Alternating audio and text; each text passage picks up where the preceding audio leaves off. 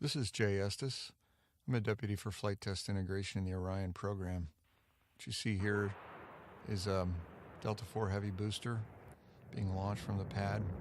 This is a flight test that Orion's going to conduct in 2014. It's a Delta IV Heavy unmanned booster with two strap-on boosters on the side. Once we get through first stage, the strap-on boosters separate themselves, and the central core continues on as a second stage. Once we get to low Earth orbit, the second stage shuts down and separates itself from the spacecraft and the upper stage. At that point, the upper stage lights and takes us onto orbit, and the service module panels separate, and then the launch abort system with its shroud, which has been covering the capsule, comes off. In low Earth orbit, which is about 250 miles above the surface of the Earth, we make one orbit, and this orbit lets us check out our systems. After one orbit, we ignite the upper stage and we lift the orbit to about 3,600 miles.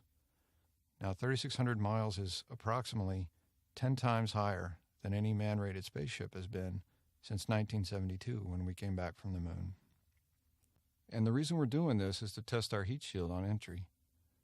The heat shield will be exposed to heating much like you would get from the moon, and we'll be able to demonstrate that our heat shield is sufficient for recovering people from missions beyond Earth.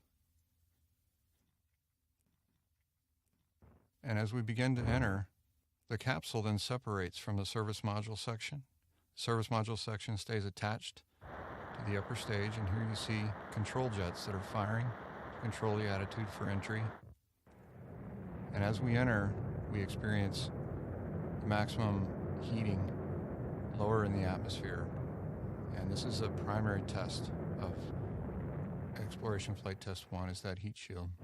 As we get low in the atmosphere, the forward bay cover comes off, which covers the parachutes, and two small chutes come out to slow us down.